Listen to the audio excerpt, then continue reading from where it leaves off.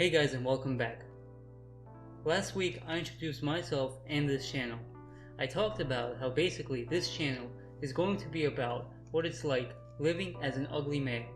I also mentioned that every Friday I would release a video that details one of my personal experiences living life ugly. This is a series where I tell you about every sad and pathetic thing that has happened to me over the past 21 years.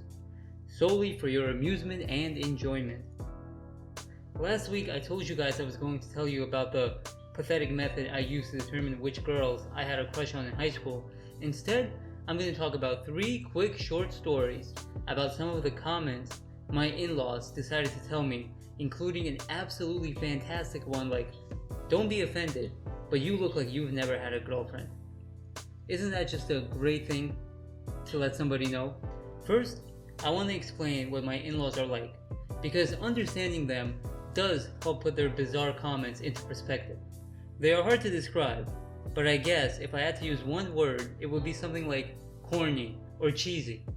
They act as if they think life is an 80s sitcom. It's like they're frat bros who never grew up. They go around Snapchatting everything. I mean, that's understandable if you're a teenager or a young adult, but not if you're a 35-year-old adult male. Am I the weirdo here? Is that normal? They're just bland. They don't have their own personalities. They like what they think they're supposed to like. They are extremely materialistic. It's hard for me to put into words the exact type of people they are.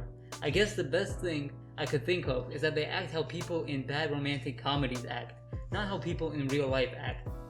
Also, take my piling on top of them with a grain of salt, because as you can see, me and them don't have the greatest of relationships. Anyways, let me get to the 3 stories. Okay, so the first story was when I was meeting them for the first time. This was before my sister married her husband, so we're not relatives at this point, but mostly just strangers in fact. My sister wants to introduce the 2 family sides together, so she organizes like a group socializing event. I link up with someone my age from their side and we start talking. We talk about everything, life, philosophy, all that stuff. Everything is going great and we are bonding well, or at least that's what it seems like to me. Then, out of nowhere, he says something like, "You don't talk to a lot of people, do you?"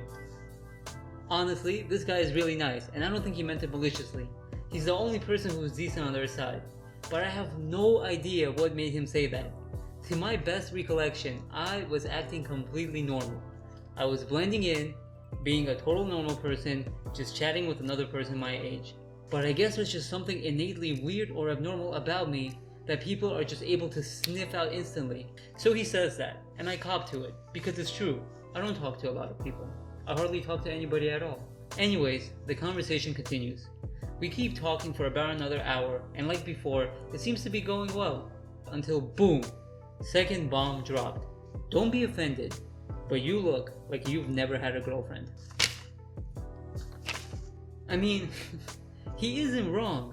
He's completely right in both of his guesses.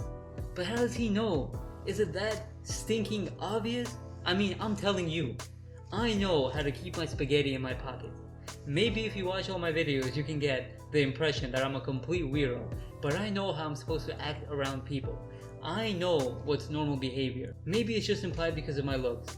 I mean, maybe a guy that looks like me is pretty much guaranteed that I've never had a girlfriend. Nor do I speak with people. It just hurts, I guess.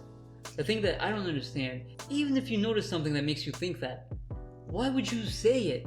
Surely he must have understood that those things aren't very nice things to say to somebody. Or maybe he just isn't as nice as I thought he was. Anyways, on to the second story, and it's a bit short. Basically, it starts like the first one, and we are all congregated in a space for some reason or another. It's me, a couple of people from my side of the family, and then their entire side. Somehow, the conversation turns to me and my shyness. Fantastic. Someone from their side decides to come to my honor by saying, "Don't worry, you'll get out of your shell when you finally go to college."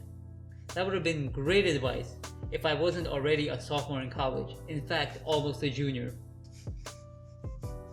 This one was probably the most well-intended out of the bunch, but it hurts the most.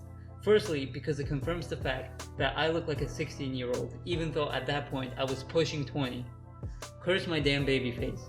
I think it's one of the quickest ways for a man to look unattractive, and I have a terrible case of baby face.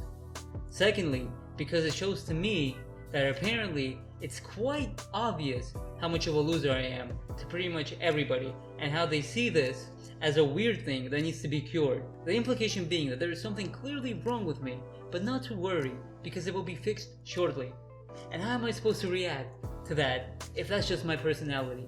If that's just who I am, who I've been, and who I always will be? I'm sure you've all seen that meme. If you're attractive and you're shy or quiet, then you're mysterious or brooding. If you're unattractive and you're shy or quiet, then you're just weird and you make everyone uncomfortable. Well, I'm definitely in the second camp. And I guess I was giving everyone the heebie-jeebies by just silently existing there, not bothering anybody. I think she said that college thing more to reassure herself than to reassure me. It's like she couldn't handle having such a loser be related to her in any way, so she probably hoped that I would de-loserify soon. I was being told that I would come out of my shell when I went to college when I was actually 16.